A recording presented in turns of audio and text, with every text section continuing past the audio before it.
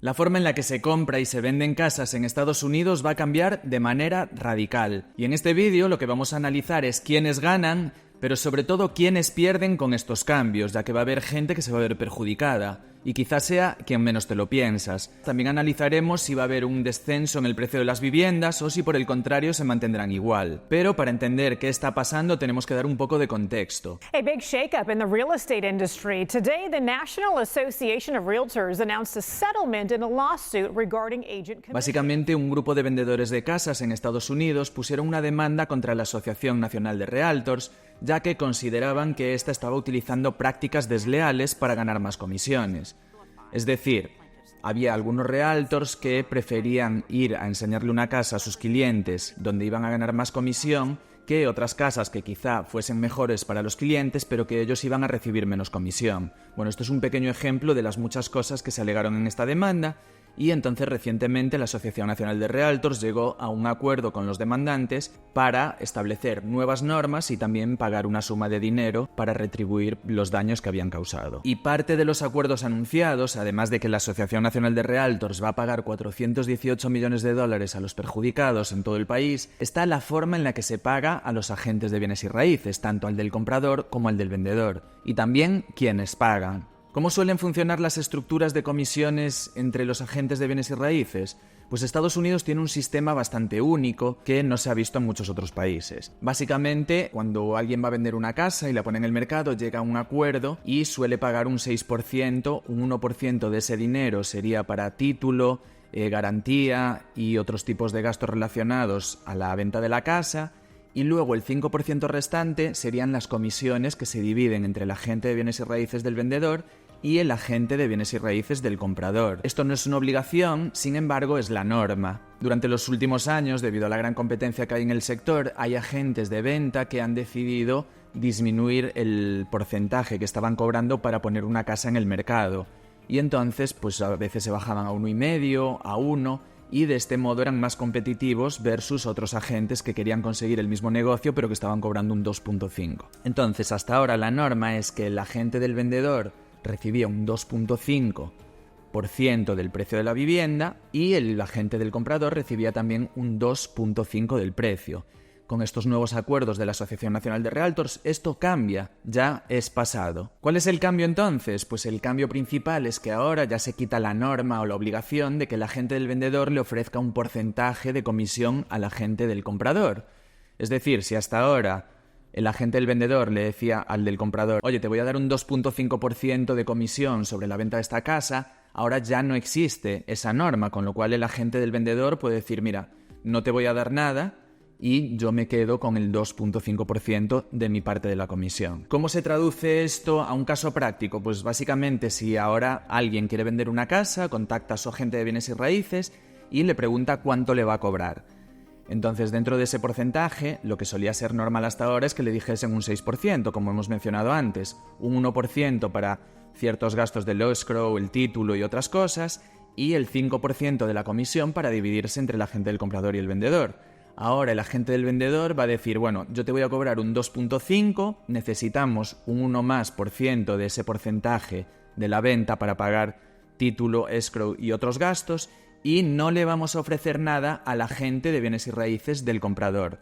De este modo, pues te estás ahorrando un 2,5% del precio de la vivienda. Y aquí surge la pregunta: pero entonces, ¿quién le va a pagar a ese agente que representa al comprador? Bueno, pues tendría que pagárselo el propio comprador. Y esto va a ser un poco difícil porque no existe la obligación de tener a un agente de bienes y raíces para realizar una transacción. Quiere decir que cualquier persona que quiera comprar una casa y no quiera pagar ese porcentaje, pues podría perfectamente hacerlo sin agente de bienes y raíces.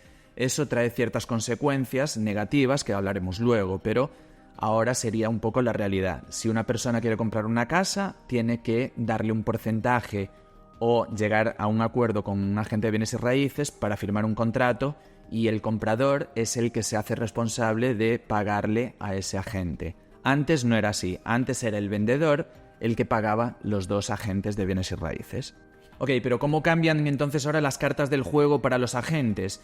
Pues bien, el que representa al vendedor no va a tener ningún cambio, ya que va a seguir recibiendo el 2,5% que estaba recibiendo hasta ahora, Sin embargo, el que representa al comprador ya no va a recibir automáticamente una comisión por parte de la persona que vende, con lo cual, si quiere cobrar por ese servicio, va a tener que llegar a un acuerdo con el comprador. Básicamente, los agentes del comprador van a tener que convencer a esa persona de su valor, de que son necesarios para realizar el proceso y la transacción y que lo represente. Entonces, probablemente van a tener que firmar un contrato previo donde la persona que está comprando se compromete a pagarle lo que acuerden, porque ya no hay una cifra establecida, al finalizar la transacción. Y ahora llegamos a una parte muy interesante y es quiénes se ven afectados por estos cambios.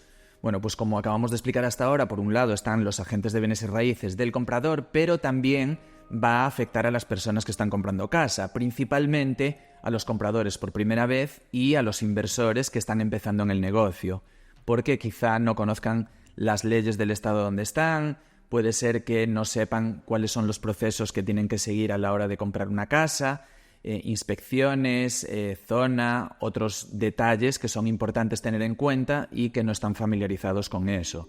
Por eso van a tener que contratar los servicios de un agente de bienes y raíces que conozca bien la zona y que esté al tanto para poder guiarlos durante todo el proceso. Una transacción de bienes y raíces, la compra de una casa, de una propiedad, de una vivienda, es muy importante. Y es una decisión que te puede acompañar para el resto de tu vida, ya que la estás comprando si la financias a 30 años e incluso si no la estás financiando, la compras al contado y demás, pero la casa que estás comprando pues tiene problemas, pueden ser miles de problemas, pero si la compras sin saber dónde te estás metiendo, pues también puede representar una pesadilla que te sigue durante años. Entonces, a la hora de negociar también esos procesos entre la persona que vende y la que compra, un agente de bienes y raíces o un representante siempre va a lograr algún tipo de negociación mucho más efectiva que la que pueden hacer los dueños. Recordad que este es un proceso muy emocional, a veces por $5.000 o simplemente un desacuerdo entre fechas o un desacuerdo de cualquier tipo, pues puede hacer que la transacción se caiga. Entonces, cuando tienes a dos personas que están representándote y que están limitando, vamos a decirlo de este modo, están solucionando todos los problemas que se pueden presentar y que se presentan, porque no conozco ninguna transacción de compra y venta de casa que no tenga problemas, pues veamos a los agentes de bienes y raíces como las personas que solucionan esos problemas y que ya te presentan el camino allanado para decidir si compras o no compras y firmar o no firmar. Pero probablemente también si las personas que están comprando deciden hacerlo sin agente de bienes y raíces y no tienen muchísima información y no están bien informados sobre cómo es el proceso, pues al final muchos casos acaben en los tribunales con demandas y, como os comentaba antes, no es lo ideal y no es la mejor forma de comenzar una aventura financiera comprando un nuevo hogar o una inversión. Bueno, y otro de los temas que comentábamos al principio es el precio de la vivienda. ¿Bajarán los precios de la vivienda con estos cambios?